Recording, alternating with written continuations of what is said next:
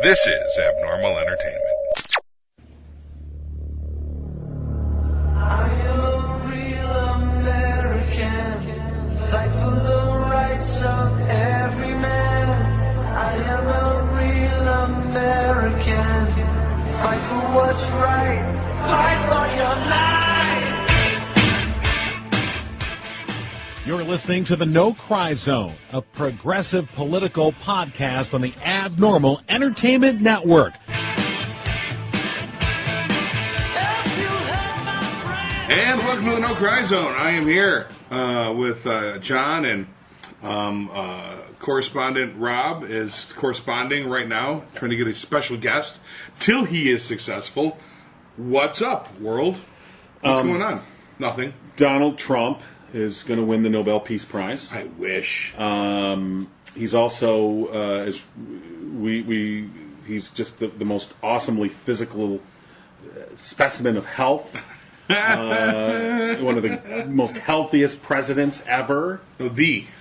Yeah, you're right. Guess what? Why would I qualify it? That's what the letter said. Yeah. The healthiest person to ever run for president. Right. So we just learned yesterday that the doctor who provided him that letter back in 2015, that he was the healthiest person ever to run for president. That letter was dictated to him by one Donald J. Trump, who then, about a month after he took office, had his security guys come over and basically seize the records from this guy's office. Take all the real records. So the funny thing about that is that the coverage since then is mainly focused on, at least in the mainstream media, is mainly focused on the fact that Trump's security guy came to this guy's office and took his records, which to me, I don't really have a problem with. I mean, maybe they could have done it in a nicer way, those are his records, in a procedural way. He's the president of the United States. His medical records, they have to be secured. I get that. That to me wasn't the real issue.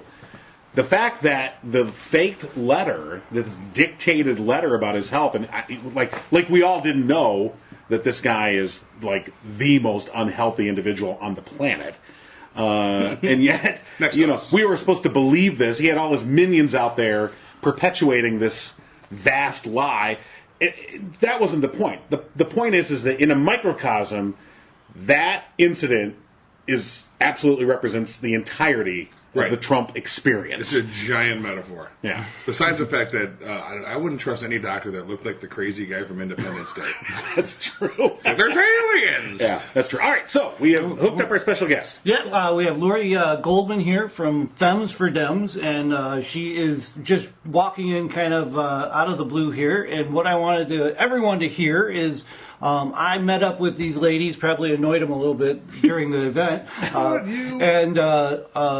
I was just amazed at, number one, their energy, and number two, their ideas, and number three, how effective everything seemed like it was going to be. So, Laurie, tell us, you were the start of this whole thing.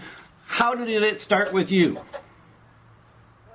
was back in January of 2016, and I was sitting in, Mount Brightmoor Ski Lodge, waiting for my kids to have a ski lesson and hopefully not break any bones. And I decided, since we were going to possibly have a viable woman as a candidate for the President of the United States, and I was excited by that, and the fact that I live in a kind of Republican little enclave here in Bloomfield Township in a little subset village called Bloomfield Village, I thought I would compose a list of 500 people, mostly women, that I knew, and I did while I was sitting there waiting.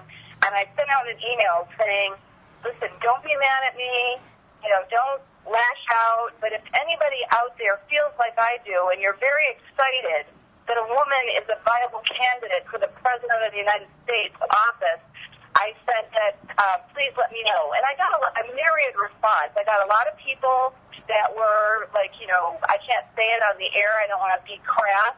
And I got some people that just didn't respond to me. And I got some people that said, thanks, this is great. We want to join you. We're excited too.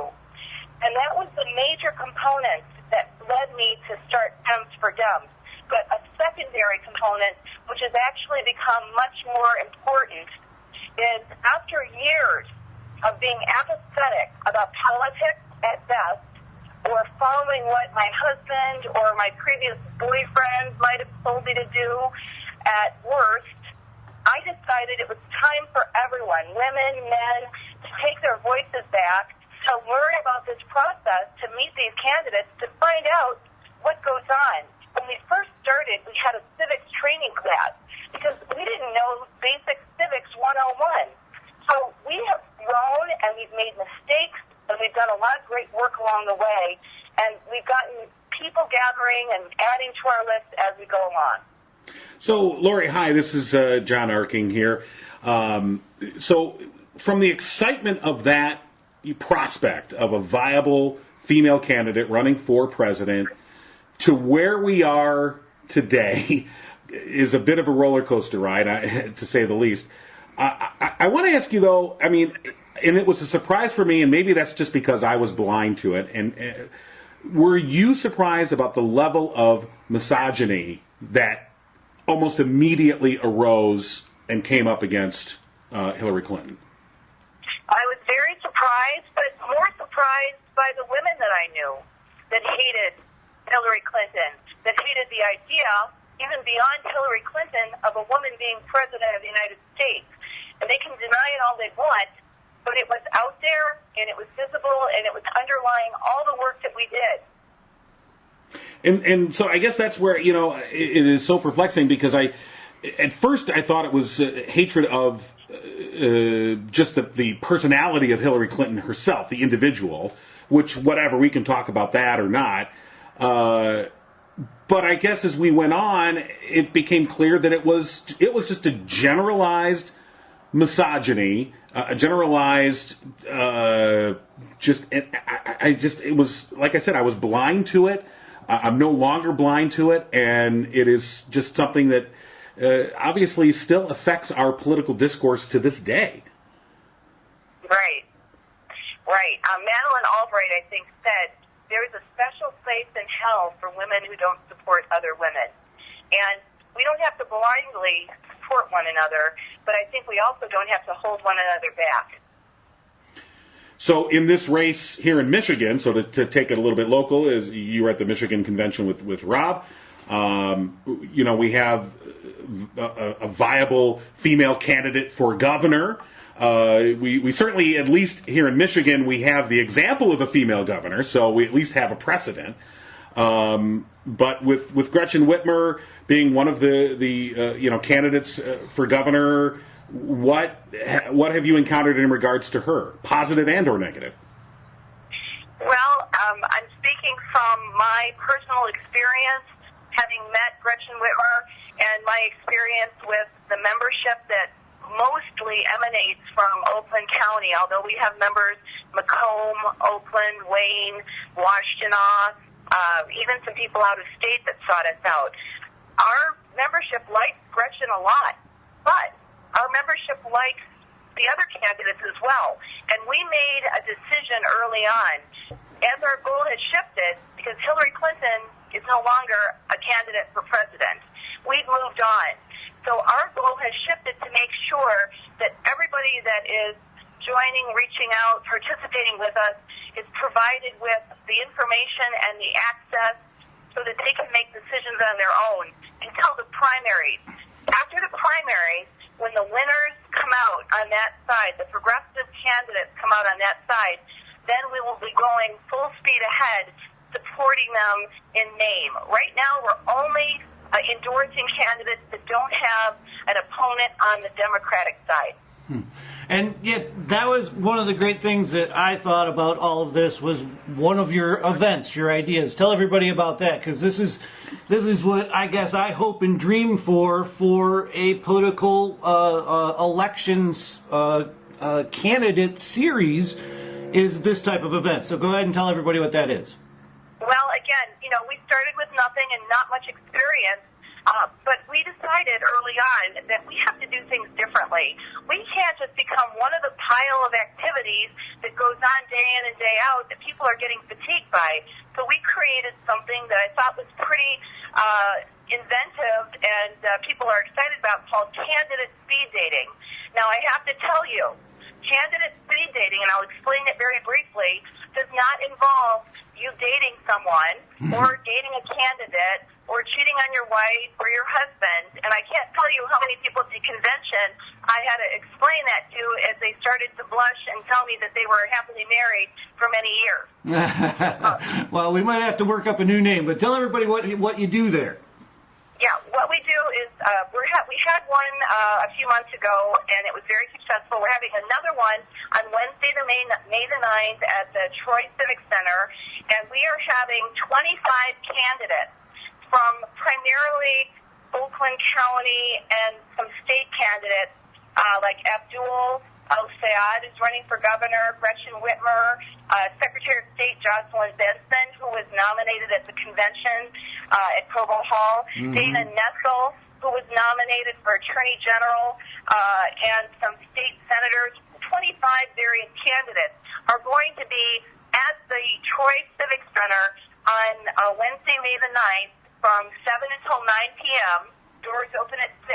And we are arranging small circles or pods of chairs.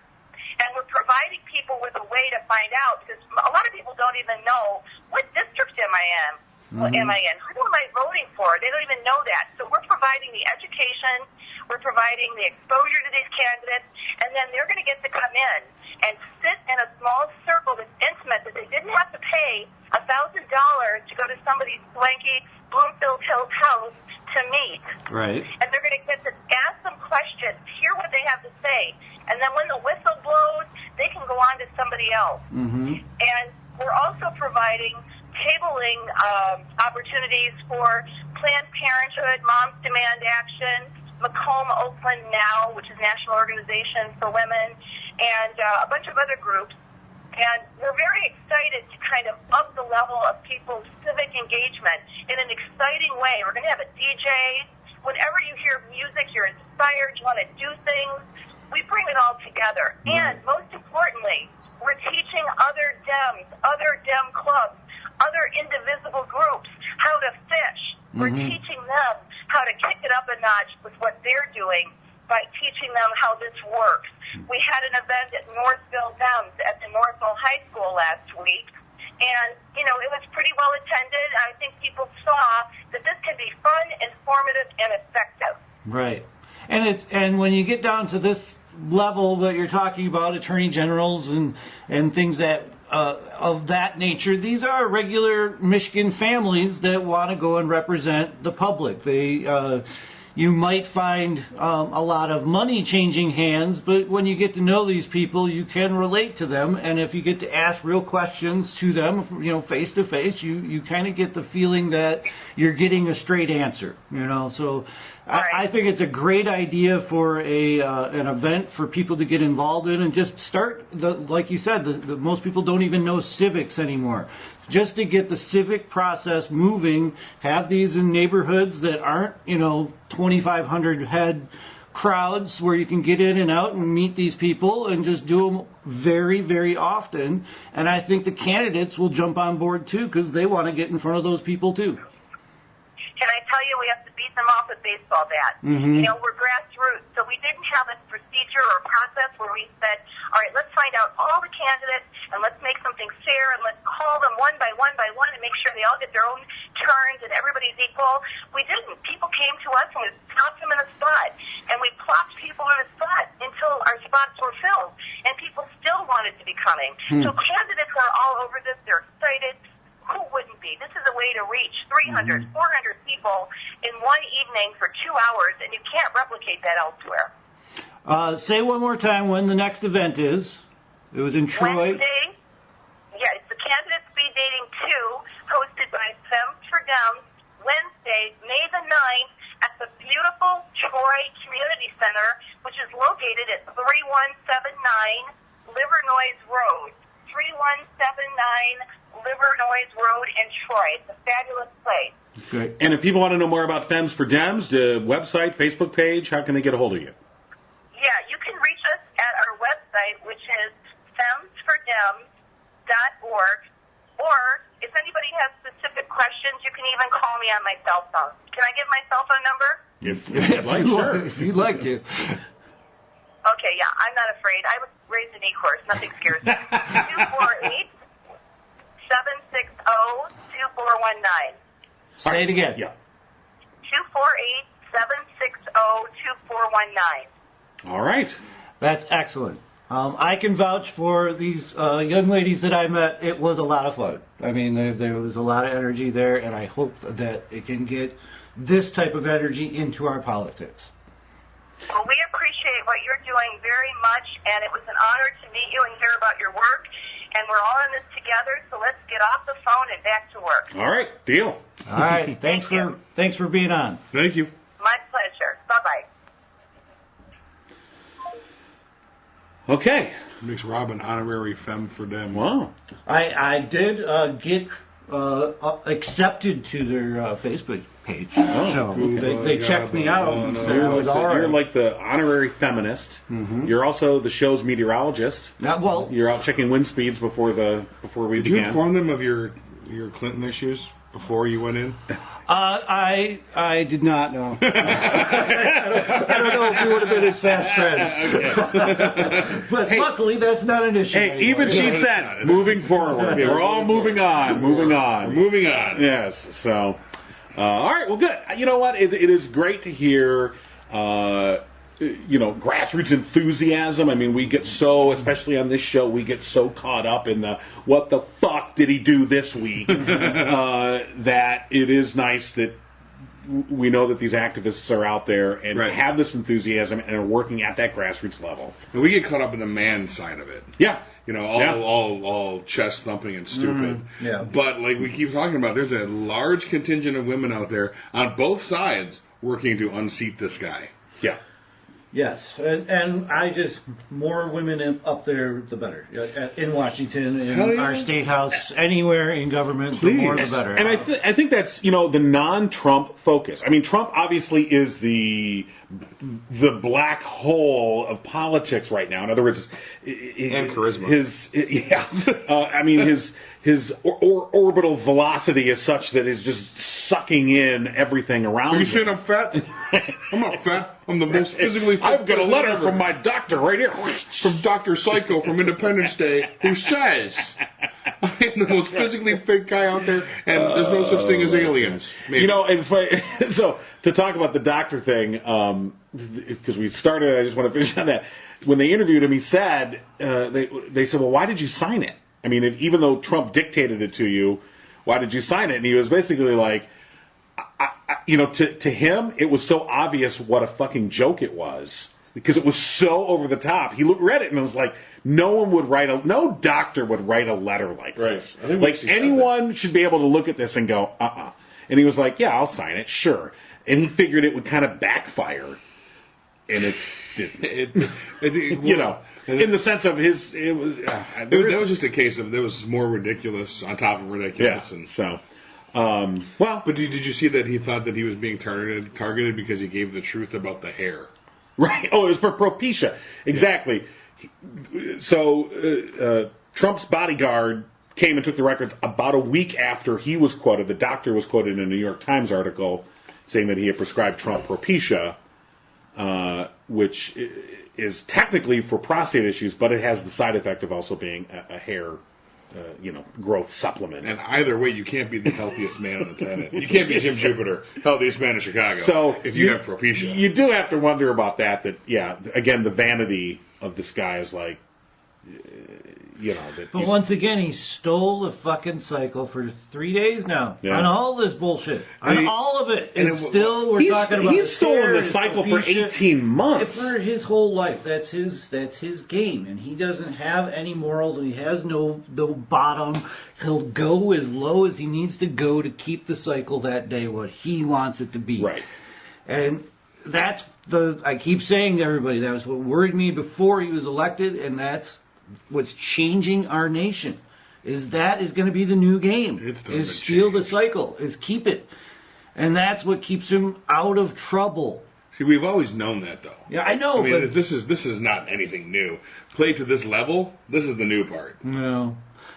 And the questions are now, if anybody didn't think that those questions didn't come from the White House as soon as that came out, it's clear that was silly of you. I mean, to not think, how the fuck is Mueller going to keep his mouth shut for all this time and then let go? One of his team let go one of the questions, or all of the questions. No, that was the questions that went to Trump, and they changed what they wanted to, and then they put it back in the press saying it was it was a leak, and it was them. And it's clear that if you look at the New York Times article talking about the questions, because they're the ones that Scoop broke that story, it's clear that it came from Trump's side. I mean, it definitely did not come from Mueller, and if it definitely did not come from Mueller, it definitely came from Trump's side. Right. And of course, that's their game. They release it, and then they accuse the other side of doing it. Yeah. That's what he's been doing his entire life.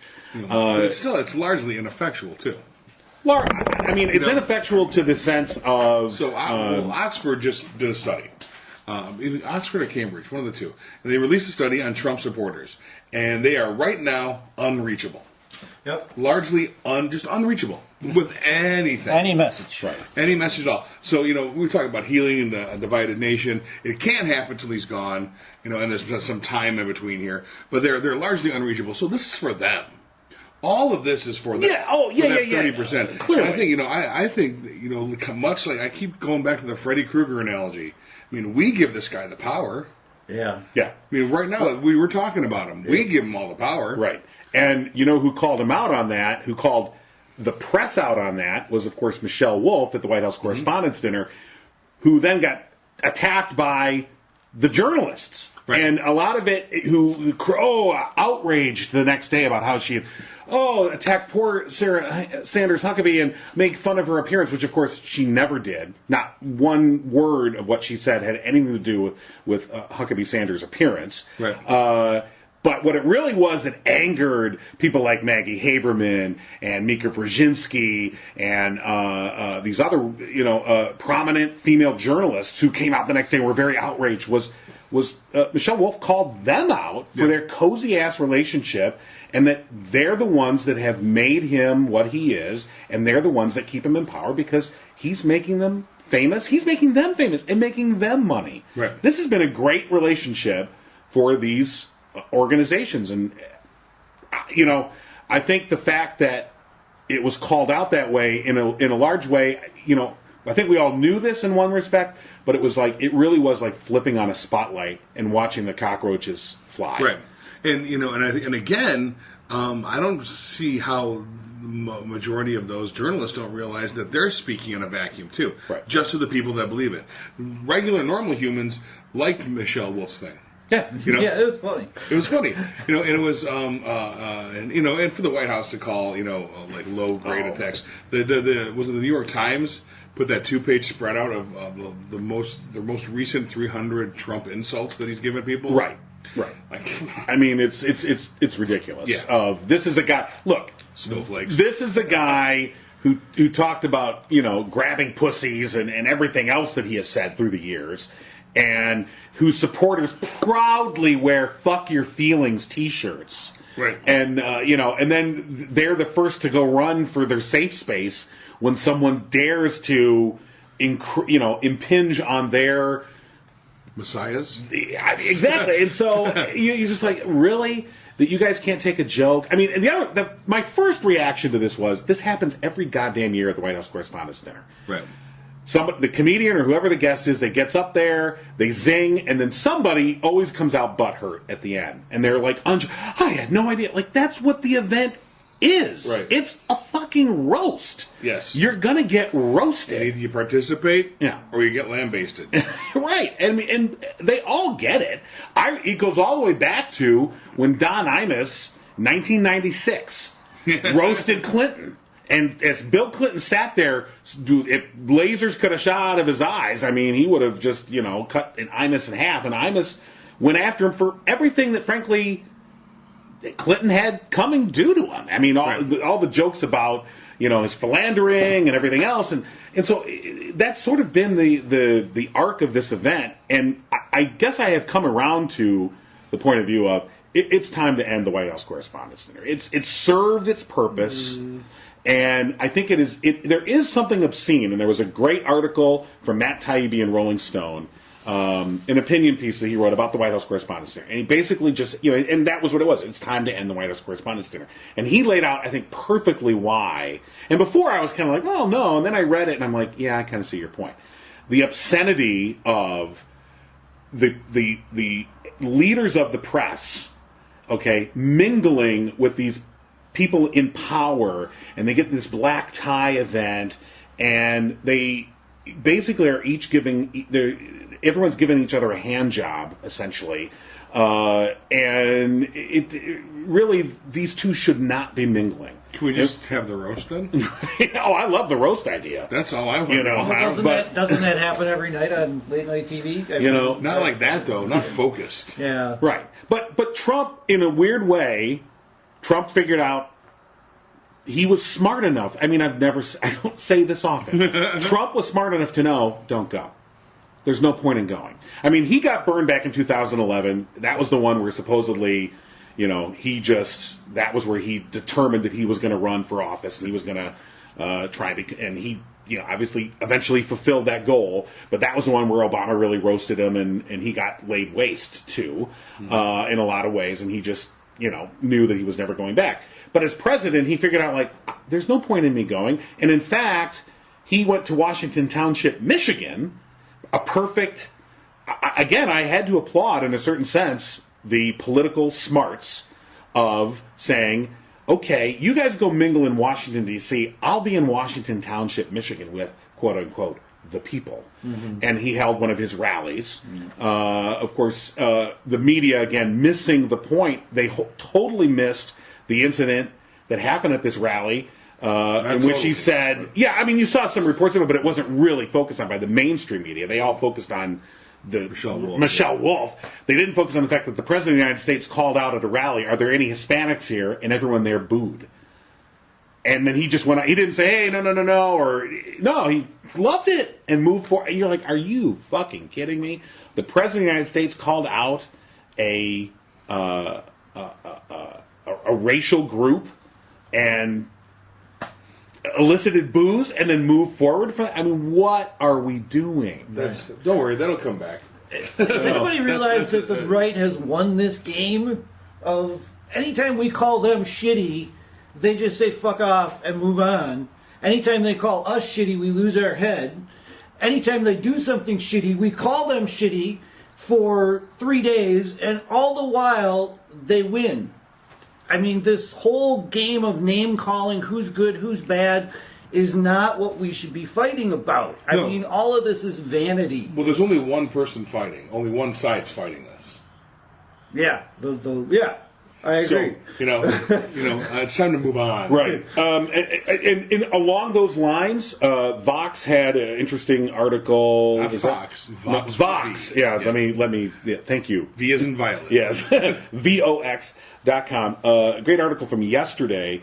Basically, it says this political scientist thinks Democrats, it's time for them to start fighting dirty. And saying it for years. So the time has come that is David Ferris, and he's written this book called "It's Time to Fight Dirty," and he talks about the fact that Republicans have been for 20 years have been waging this procedural war that they're thoroughly kicking our ass on because we're still basically trying to play by the rules, and we're playing by the spirit of the rules. These are the spirit of how the rules are, and they're like, fuck that. Mm-hmm. We're going to go by the letter of the law. And that's what they're doing. And so they talked about, like, for instance, the Merrick Garland, completely ignoring his, basically they stole a Supreme Court seat. But because the Constitution is very vague on this point, it doesn't require the Senate to vote. It's just that the spirit of the Constitution is that they should give a president's nominees the vote. But the Republicans have figured out they'll just follow the letter, and even then, not always. But they've given up the spirit of the Constitution or the spirit in which these laws are done, and they're waging a war to take control of the political and social apparatus of our nation, and they're winning big time. And when you look at how he's when you look at not only Merrick Garland is just the thing that's at the top, the judiciary is being completely subjugated by the Republicans. They held off on all of these federal district court judgeships for Obama. They would not appoint people to these positions, leaving them open for a Republican hopeful, and they didn't know or care if it would be Trump, but here comes Trump, and now he's filling these as fast as he can. And of course, because it's Trump, he's filling them with total ideologues and people that are frankly just completely inequipped idiots, in some cases. I mean, unqualified isn't even covering it. So, yeah, it's time for Democrats / progressives to wake up, and we do have a war to fight. I mean, we're losing this, and we're playing by these old rules. And so this David Ferris goes on to argue that we have to stop with the notion that if we just get the right candidate,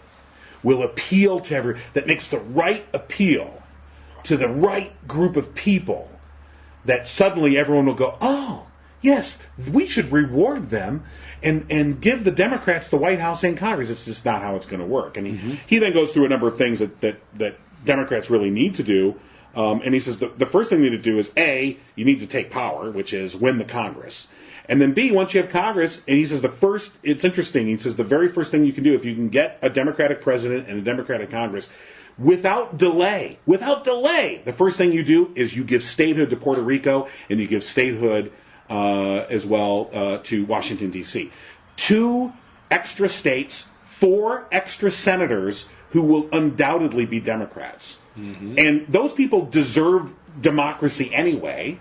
Look what happened to Puerto Rico. I mean, they're technically... It is, thank you. Did anybody hear that NPR one yesterday? I'm sorry, go ahead. No. So anyway, the point stands, though, that it's time to and others that go, well, we can't do it. We have to have a principled debate. No, we don't.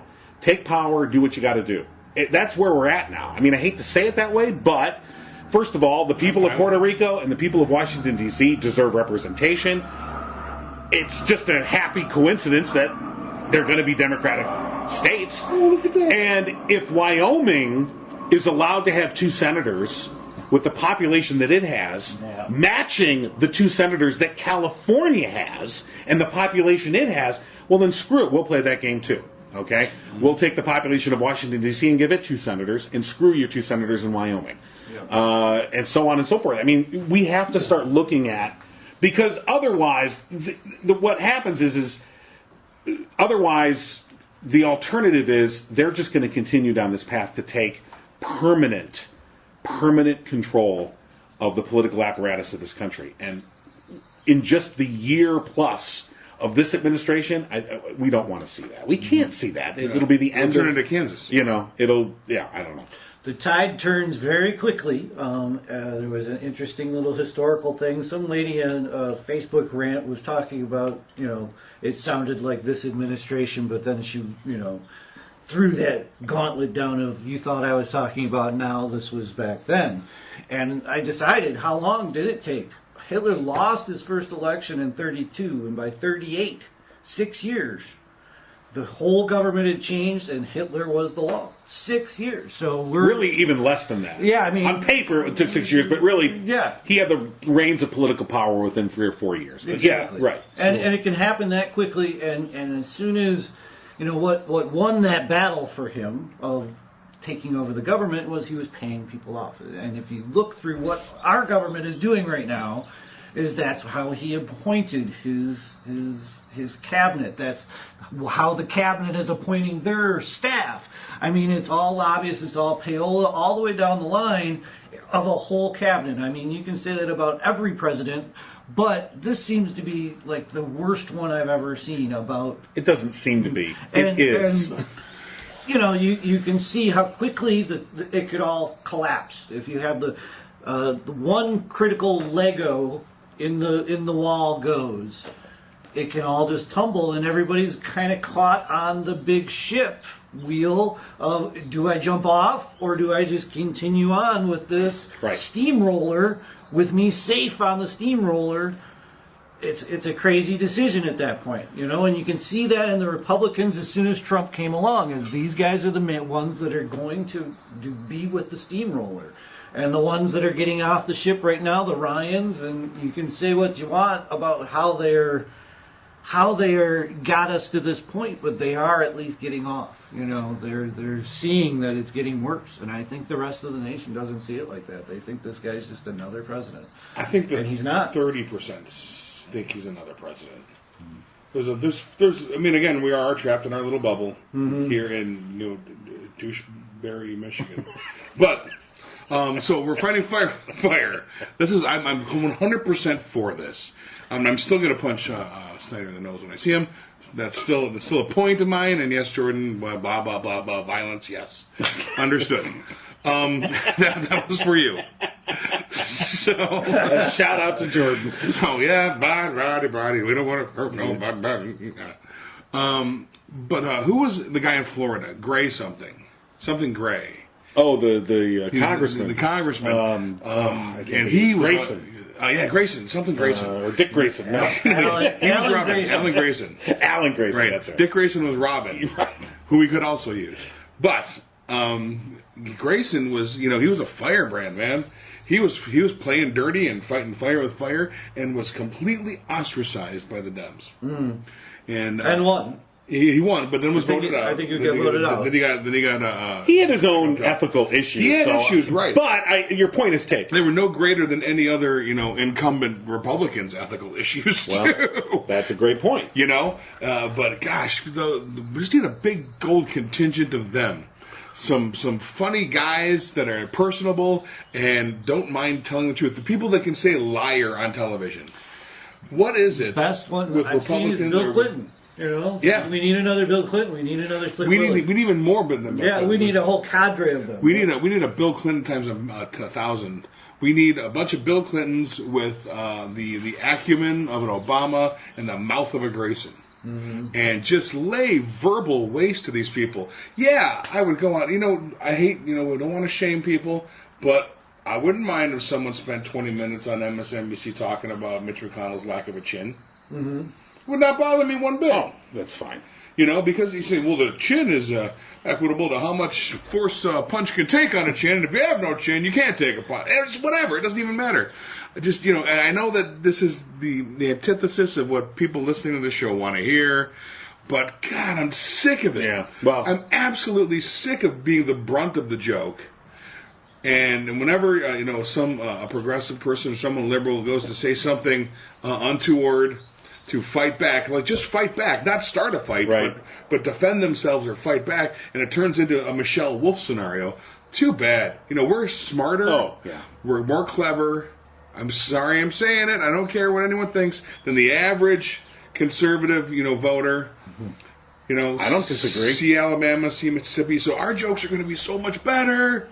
Yeah. And the best part is, if they don't even get them, and just we get them, it's even better. So, yeah, it's funny. So Michelle Wolf, I heard an interview with her. She was on Fresh Air on NPR on Monday. And she was talking about how, because everyone's criticizing her, you made fun of Sarah Sanders' appearance. And she said, actually, no, I didn't. And she said, what is interesting, though, is she did make fun of Mitch McConnell's neck. And she did make fun of Chris Christie's weight. And no one said a word to her about that. Yep. In other words, the whole notion of women need to be defended, but men don't. I mean, it just showed the hypocrisy, I guess. Oh yeah, more misogyny in that regard. Sorry, right for Dems. And then, right. It's time. We talked before. Kevin Moyers, who helps upload our podcast. He actually runs the Abnormal Entertainment Network. He does indeed. He does more than hell. And so, he's very much a... how would you describe online when he's dealing with the trolls? He is a loud and violent anti-troll. Yeah. And I think at first I was kind of surprised by it. I'm like, oh my God, why would you... That guy's just jumping in there. He's flailing, he swings. And I know. And at first I was kind of like, well, I don't know that's, now the more I've really come to appreciate the artistry. Right. The artistry of the troll on troll action.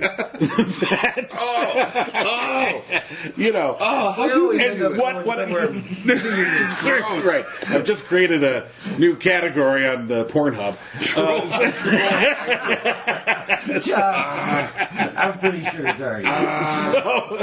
Phones are blowing up right now. What is so funny about it, though, along to what you're saying, is how stunned most of them are that they're being trolled on their trolldom. Right. They are like, well, you just call me a name. I mean, pretty much, you just called me a name. Yeah, fuck nut. I just called you a name, asshole. And they're like, they literally are just like a Democrat to start calling names. I know. Like, did you start this? You know, it has really been something fun to watch. But it goes to the general thing that we're talking about. Right. It's time to fight back. I think Kevin needs some help. And as much as I don't think it's effective online, that's more of a hobby. It does seem to be along those lines. Say let's do it live. But I appreciate, like I said, I appreciate the fact that it is fighting fire with fire, and that largely that's not happening. So a lot of these trolls, they don't get that pushback. Right. A lot of times. A lot of people just go, oh, I'm going to disengage, and I think it's time for us not necessarily to engage in that manner, but it is time to push back. We should all need bracelets that say WWGCD. What would George Carlin do? Oh.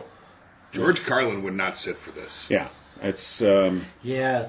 Wow. That's a great name to bring up. Boy, don't we miss George now in Trump era.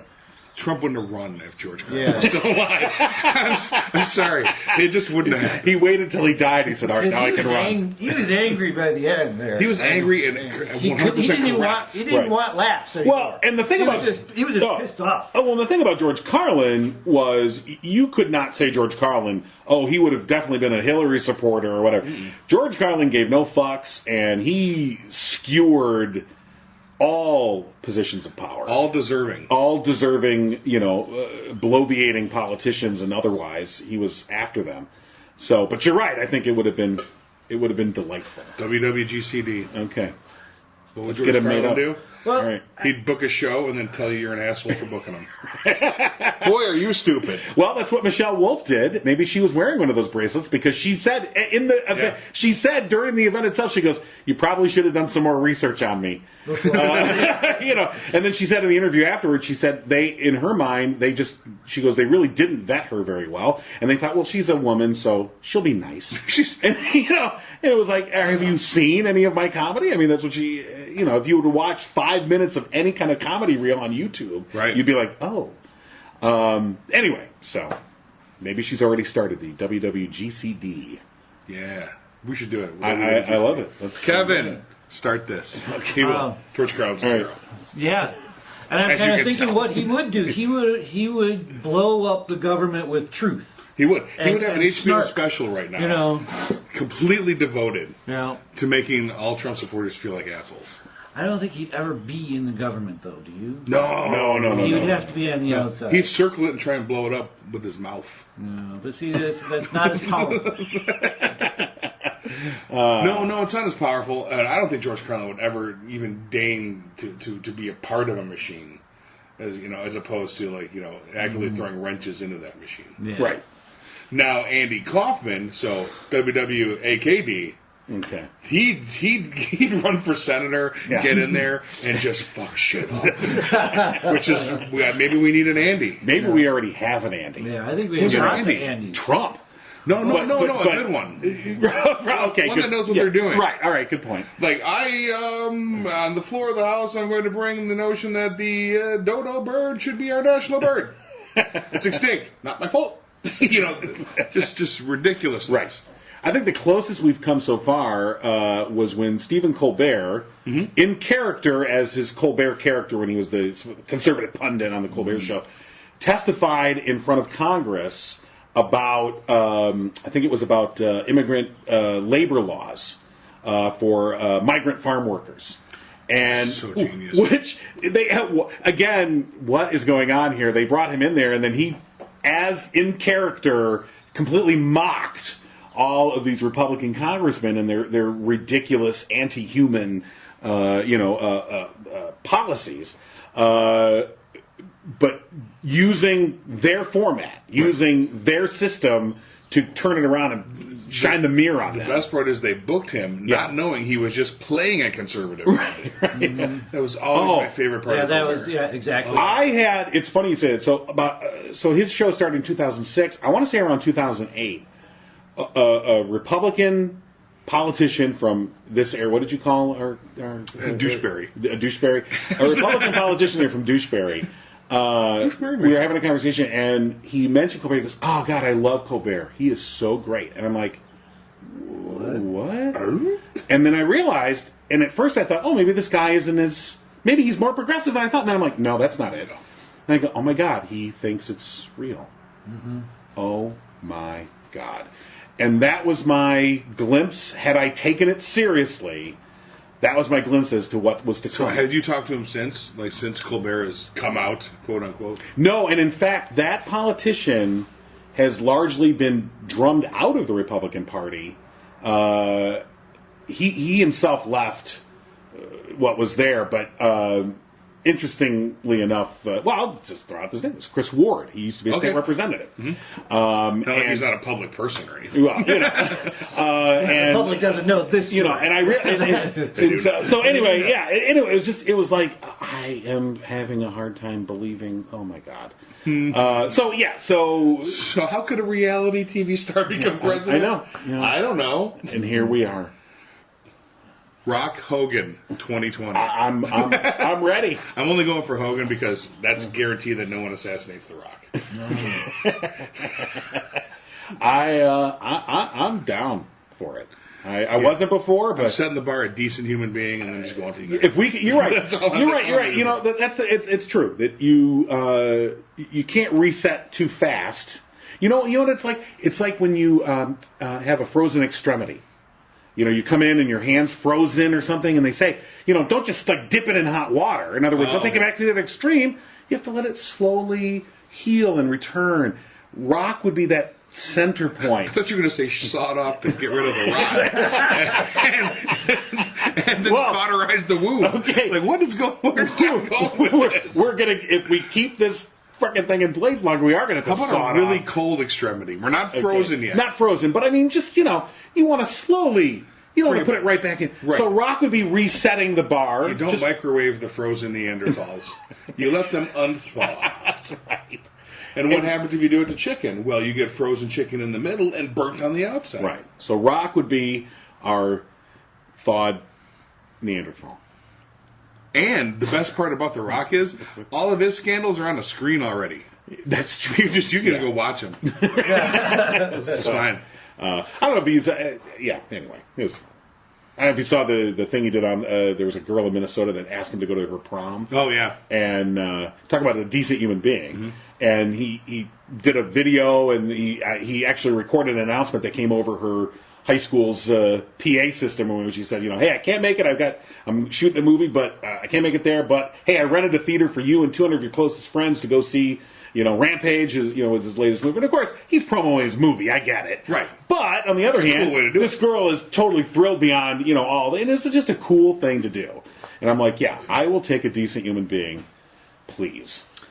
I say Rock, but only in character. He's got to go in there and he's got to kick ass like that. That would be his shtick. Would be I think he's calling on not the whole WWF character, but kind of that big. No, why not? Exactly. He should be. What's your name? I'm Paul Ryan. That doesn't matter what your name is. I mean, that would be great. That would be great. You would just shock the hell out of those people, and that's what Trump has done to the Democrats. And the best, so we elect The Rock. Let's say this happens, and he goes into Congress. The entire conservative base will be slavering over themselves to meet the guy and shake his hand and just, like they did with Obama. Everyone that hated Obama, there was that mad crush during the State of the Union address to shake his hand and get his autograph from the sitting senators and Congress people. Yep. Jackasses. Right before they yelled, liar! Well, one of them yelled liar. The rest of them just thought it. Should I say it? It's not true, but I could say it. Yeah. Liar! There's a perfect example of what we were talking about before, though. Is that was the least respectful thing I think you could do in that particular moment in time. Right. The very first black president coming in, and here's a gang of white congressmen or senators basically snickering at him in his first major speech. And then, we've come that far where that doesn't even matter. They just they pay no price for it, so now they just say it doesn't matter. We're just going to go lower because we know that you people are going to go crazy about that for the next 5 days, and we can do whatever the fuck we want. But it's not even you people. We don't get to decide it's what the we media. see. Well, I think they're pointing at It the media. What it is Right. and they're pointing at the media, of course, and that's largely still Trump supporter driven. Sure. What they want to see this. They're the ones that are going crazy for the coverage. Right. I'd rather Michelle Wolf be gone and done. Let's talk about something good. Yeah. But I want to volunteer to be the. I know that most Dems and progressive people and liberals don't want to stoop as low as necessary to fight this fight. I'm saying I'm already there. Okay, you're just the man for So the you job. might as well. You can get him in the knees In while the, you're down there. in the knees, no. And we're there together, so I'm still punching in faces, Rob. We're all down at that level. I thought you might be a little bit lower. No, I could. Get him in the knees. Let's go lower. I had considered going lower than a Republican. Right. I wonder what's there. Was that the space-time continuum stops? I bet you the knees are wide open, too. They are too. Get 'em. And they're old man knees. Yep. They all sound like they're walking through leaves. So yeah, I will. I will go lower. I will be the instrument of your vengeance. All right. Because I got nothing to lose. Look at me. I mean, you guys can't see me, but look, just you guys can. Nothing to lose in this instance. All right, we've deputized you. Big old lumpy. Dun, dun, Go, dun. go below. The sheriff of Doucheberry. You are. No badge for that. Oh, that's half the fun. I just want to pass. Just give me in. Give me in these places. You are. So, you're our Roscoe P. Coltrane here of the Dukes of Doucheberry. So who's running on the Republican side for governor in Michigan? I haven't even paid attention. You've got The under governor guy. the governor. Yeah, I think that's about the most apt description. Exactly, yeah. Brian Calley is the lieutenant governor. If you say under governor, you have to follow it. Dun dun dun. You're right. The under governor. Yeah. So Brian Calley is the lieutenant governor, and he wants to carry forth the Snyder mantra, whatever. Really? And then you've got having a- Phil Schuette. So you've got bad, batter, and get the fuck out of here. That's what you have for candidates for Republican candidates, because you've got Calley. Shooties are get the fuck out, right? No, There's worse? there's worse. So Calley, the lieutenant governor, he wants to basically sort of continue this Snyder mode of government, which is sell off government to the highest bidder and Kill the brown people, kill the pocket brown the money. people. Exactly. So that's what Snyder represents. Then you got Schuette. Schuette full of duty. Yeah, Schuette's on duty. Or Shooty full of I know. Come on, you gotta. But his actual campaign slogan is Schuette on duty. And that's why this is Yeah, funny. it is funny. Shooty full of duty. She is Schuette full of duty. Yeah, a guy who's someone you can trust. That's the other part. Oh God, he is someone I would never trust with. I wouldn't trust him with a pile of duty. Okay, so You take care of this he's duty. currently our attorney general and does not waste any opportunity to immediately politicize every last thing he Right. can possibly do. Then who's you've this got worse guy? Patrick Colbeck, state senator. I haven't heard of it. This guy just recently has created a bit of controversy, although Colbeck has been a complete loon from the beginning. But he was caught on tape talking to a Republican crowd and basically talking about one of the candidates, the Democratic nominee, but one of the Democratic candidates for governor, Abdul El-Sayed, and has said that he is part of the Muslim Brotherhood, and that he wants to bring, and that they want to bring Sharia law to the West, and so. He's lying. Well, yeah, of course. And this is a lie that the Republicans and conservatives have been successfully perpetrating now for a long time. This dates back to the Bush administration, the whole Sharia law nonsense. I mean, you had the Oklahoma state legislature debating Sharia law in Oklahoma. Like, yeah, that's it. They're coming to Oklahoma. That's Because their I would choose there. first target. Yeah, let's see here. Boy, gosh, there's no steer to fucking wherever we're at. Let's go to Oklahoma. What the? I know. So they are. It's just So Colbeck got caught out on this, and what's been interesting is Colbeck. You got to give him credit. He didn't back down from it. He's like, yeah, I said it. That's what it is. Yeah, fuck you. And so, okay, you're a nut job. At least you're standing by your nut jobbiness. What's been funny is to see all the rest of the Republicans who, when asked, kind of go, because they don't want to openly criticize him because they're Trump-based supporters are all on board with this shit. They love anything anti-Muslim. They're down. So they can't criticize them, and yet if they don't, so they're just trying to pretend that they want it to go away as fast as possible, which is... So now it's time to start trolling, like real-life trolling. So the anti-Muslim people, let's get them to give up coffee. Because that was invented in the Middle East. Right. It was a Muslim thing. Coffee is a Muslim thing. Right. And they, in good conscience, they should not be able to drink coffee. You know, every time I hear those arguments, I always think in my head that he who screams the loudest has the most to hide. And that's, I mean, we have a term, the religious right. That's a kind of a perversion of our government already, that we have this sect of religious Christians that feel that they should decide everything for the rest of the nation, because not only are they Christian, but they are, more wealthy than others. Those two things, boy, that should do it. Well, the trolling has already begun. Not that long ago, there was an online spoof in California that said, "Hey, Californians, guess the Board of Education wants to teach our children Arabic numerals." Okay, and these people are like, "Oh!" all the comments are, "Oh, you can't teach our children Arabic numerals," and of course we already know Arabic numerals because that's what our. Why do you think that word is kind of funny sounding? Algebra, right? Oh, no, and they use that. By the way, they use that as part of the thing, and they said also, because it was like, first of all, they want to teach our students the Arabic number system, and people are like, "Oh my god!" And then there was like, and secondly, they want to teach them this new thing called algebra, and they put an AL space capital G space BRA, and they made it look like an Arabic word, which it is a base Arabic word anyway. Right. But they made it really look like an Arabic word, and people are like, "Oh my god, you're not teaching my children algebra!" And I'm like, I don't think they can learn it anyway.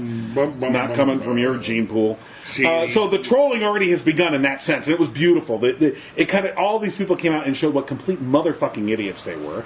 Also, there was a recent poll where they asked a group of conservative Christians, what would you say if your child came out and said they were a Homo sapiens? 55% said they would either disown them or try to counsel them to change their ways because they're Homo sapien. Right. God, I love this guy. So you see that and you're like, the trolling has begun in a certain sense. Right. So let's up the ante. Yeah. Let's do it. Or I'll do it. Fine. We can all do it.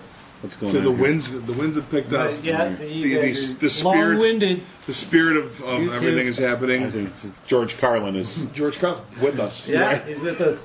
He's got our back. He's essentially saying your ideas blow. This table, it's lifting. I feel the spirit of George Carlin. That was odd. Yeah. Where exactly do you feel the spirit, John? And if it can lift a table, you're in the wrong business. Well, I already just started a new category on Pornhub, so... Oh, yeah, what was it? Troll on Troll. Yeah, that's right. Yeah. I just wanted to hear it again. You'll have to check out the analytics tomorrow, on Wednesday after. This just in. Oh, no. Breaking news. White House lawyer Ty Cobb says he will retire at the end of the month. Ty Cobb is the point man on Donald Trump's legal team to deal with the Mueller investigation. Says he informed White House Chief of Staff John Kelly last week he will retire at the end of May. Boy, that's the second Ty Cobb to retire with a no-hitter. Now, there's one thing you might have noticed I don't complain about. Politicians. Everybody complains about politicians. Everybody says they suck. Yeah! Well, where do people think these politicians come from? They don't fall out of the sky. They don't pass through a membrane from another reality. They come from American parents and American families, American homes, American schools, American churches, American businesses, and American universities, and they're elected by American citizens. This is the best we can do, folks. This is what we have to offer. It's what our system produces. Garbage in, garbage out. If you have selfish, ignorant citizens, you're going to get selfish, ignorant leaders. And term limits ain't going to do you any good. You're just going to wind up with a brand new bunch of selfish, ignorant Americans. So maybe it's not the politicians who suck. Maybe something else sucks around here, like the public. Yeah, the public sucks. There's a nice campaign slogan for somebody. The public sucks. Fuck hope. Fuck hope. Because if it's really just the fault of these politicians, then where are all the other bright people of conscience? Where are all the bright, honest, intelligent Americans ready to step in and save the nation and lead the way? We don't have people like that in this country. Everybody's at the mall, scratching his ass, picking his nose, taking his credit card out of his fanny pack and buying a pair of sneakers with lights in them. So I have solved this little political dilemma for myself in a very simple way. On election day, I stay home. I don't vote. Fuck them. Fuck them. I don't vote. Two reasons I don't vote. First of all, it's meaningless. This country was bought and sold and paid for a long time ago. The shit they shuffle around every 4 years doesn't mean a fucking thing. And secondly, I don't vote because I believe if you vote, you have no right to complain. People like to twist that around, I know. They say, well, if you don't vote, you have no right to complain. But where's the logic in that? If you vote, and you elect dishonest, incompetent people, and they get into office and screw everything up, well, you are responsible for what they have done. You caused the problem. You voted them in. You have no right to complain. I, on the other hand, who did not vote, who, in fact, did not even leave the house on election day, am in no way responsible for what these people have done and have every right to complain as loud as I want about the mess you created that I had nothing to do with. So I know that a little later on this year you're going to have another one of those really swell presidential elections that you like so much. You'll enjoy yourselves. It'll be a lot of fun. I'm sure as soon as the election is over, your country will improve immediately. As for me, I'll be home on that day doing essentially the same thing as you. The only difference is when I get finished masturbating, I'm going to have a little something to show for it, folks. Thank you very much. Find more episodes of The No Cry Zone at thenocryzone.com. Tweet Rob, John, and Dave at No Cry Zone. And find The No Cry Zone on Facebook. Listen to every Abnormal Entertainment show on Google Play, Apple Podcasts, our YouTube channel, or anywhere you find your favorite podcasts. And don't forget to visit abnormalentertainment.com. You've been listening to the Abnormal Entertainment Network.